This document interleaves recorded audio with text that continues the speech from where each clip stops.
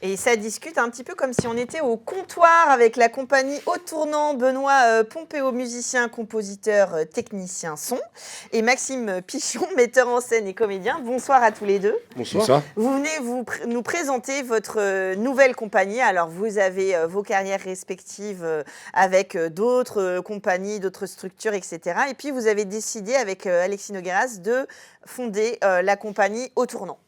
Tout à fait. Voilà. Qui s'y colle? Bon, vas-y. Non, vas-y, je t'en prie, Max. Bon, d'accord. Parle bien. Ouais. En fait, voilà, on s'est retrouvés il y a un an. Enfin, on se connaît depuis plus longtemps que ça, mais il y a un an, on s'est retrouvés à arriver après une première création, à se demander ce qu'on allait faire et comment on allait continuer notre travail et dans quelle perspective, avec quelle structure et de quoi on avait. On s'est posé la question de quoi on avait envie de parler. Et c'est venu assez évidemment avec Ben qu'on voulait passer avec plus de matière musicale, en tout cas mêlée au théâtre. On voulait vraiment mélanger les genres. Et puis Alexis nous a rejoint en fait après une discussion. Donc lui, il est vraiment sur le théâtre et puis sur l'écriture en général. Et là, on s'est dit ok, on y va. C'est-à-dire qu'on crée une compagnie. On verra ce que ça donne. Mais l'idée, c'est de tout créer de A à Z, de l'écriture, en passant par la composition musicale, la mise en scène. On voulait vraiment trouver une forme d'artisanat et d'indépendance et de mutualisation des forces en créant cette compagnie. Oui, c'est ce que j'allais dire, parce que vous êtes comédien et sur la mise en scène aussi, Alexis sur l'écriture, la mise en scène, et puis Benoît, vous êtes musicien et compositeur et au son de manière générale.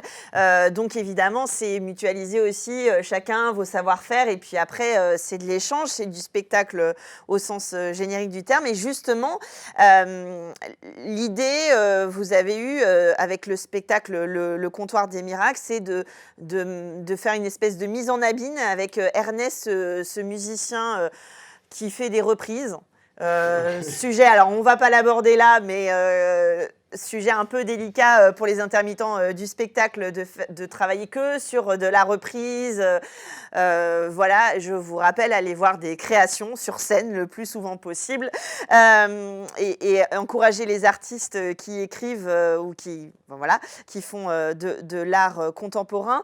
Là, vous avez cet artiste qui fait un petit peu disjockey c'est ça, exactement. Ouais, dans un bar. Exactement. Ouais. Il en a marre que personne ne le remarque. J'imagine que c'est une problématique. En fait, je pense que les gens le remarquent, mais au bout d'un certain moment, ils ne le remarquent plus. Ouais, Vu que ça fait tellement longtemps, en fait, c'est comme une radio qu'on est en train de faire autre chose, quoi. C'est devenu la musique de fond, quoi. Et là, c'est un peu dommage, évidemment, parce que quand on est artiste, on essaye de s'exprimer et d'avoir un échange avec les gens. Si on vous écoute plus dans tous les sens du terme, il y a une problématique. Et du coup, il va finalement se lancer et finir par parler chanter ses propres créations. Voilà. Exactement. Parce que le postulat de départ, c'était ça. Ben est venu me voir en disant bon, je voudrais un spectacle de musique, mais je voudrais pas des reprises et je voudrais qu'on parle des bistrots et des gens de bistrot. Mais il m'avait dit je veux un personnage. Je veux pas juste moi faire des chansons. Je veux un personnage qui va nous raconter ces galères-là. En tout cas, qui va en parler. Ça, c'est le prétexte. Et ensuite, qui va parler des autres. Ça, c'est vraiment le point de départ de cette création. Ouais. Alors, Ernest va finalement être étonné que les habitués se retournent vers lui quand il propose ses propres compositions. Du coup, on parle aussi de la rencontre avec le public qui, là, est un public d'habitués, mais quand je dis d'habitués, pas forcément justement des habitués à cette écriture et à cette personne-là. Ça vous permet de placer comme ça des personnages de différentes générations, de créer ce lien social et d'en parler sur scène. C'est ça, en fait, dans les paroles et même dans la musique, on essaie de faire quelque chose de plutôt populaire, on va dire. Même si je trouve ça un peu dénigrant. Enfin, c'est pas alors, vraiment... le mot est un peu galvaudé. Je rappelle toujours que pop, en fait, ça vient de populaire. C'est noble aussi.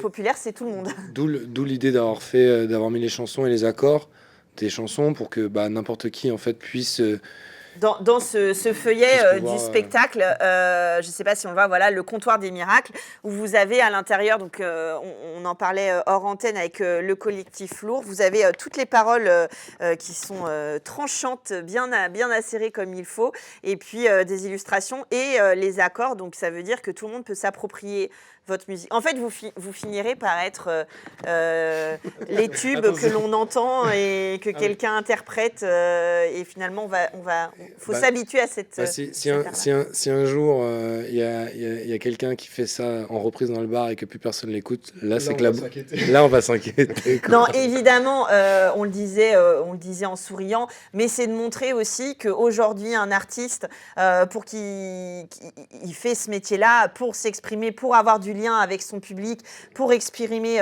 des choses, et que ça pose aussi la question de l'artiste dans les bars. C'est bien d'être programmé, mais souvent on a du mal à récupérer les cachetons, mais souvent on a du mal à avoir une visibilité, parce que les gens viennent pour manger, et ça c'est une vraie réalité du terrain. Donc en fait, c'est pour ça que je parlais de mise en abîme, c'est vraiment l'idée de se questionner vraiment, vous en tant qu'artiste, et puis de se servir de ce personnage pour parler de tous ces sujets. Et puis ce qui nous semblait important, c'était qu'on voulait monter une compagnie, mais pas une compagnie de théâtre. On voulait une compagnie de spectacle vivant. C'est-à-dire qu'on voulait absolument de l'écriture, de la composition et du théâtre. Et en fait, on s'est dit, mais si on monte une compagnie, on va pas aller jouer simplement dans les salles de spectacle dans lesquelles nous sommes attendus. Donc en fait, on s'est dit, mais on va carrément aller jouer dans les bars. Et donc, on va parler de ça, on va parler du client du bar. Mais du coup, on s'est aperçu qu'en fait, en parlant d'un client de bistrot, on se retrouvait à raconter la vie de beaucoup de personnes, et même des personnes qui ne vont pas au bar, justement. C'est ça. Mettre un bar au milieu d'une pièce de théâtre, là, par exemple, les photos là qu'on voit,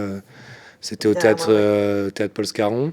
Oui, c'est ça. Et en fait, on a installé un bar en plein milieu de la scène. Alors, personnellement, c'est mon cas, j'avoue, je vais moins voir des spectacles dans les bars, mais j'irai vous voir, c'est sûr, le comptoir des miracles, la compagnie au tournant. Vous viendrez nous parler de vos prochaines créations et de vos développements. En tout cas, on est très heureux de vous découvrir et de vous accueillir en Sarthe Cocorico, une nouvelle compagnie multiforme. Merci à tous les deux d'être venus nous parler de votre aventure. Pardon, on vous suivra. Et puis nous, on se retrouve jeudi prochain à même heure pour Culturel.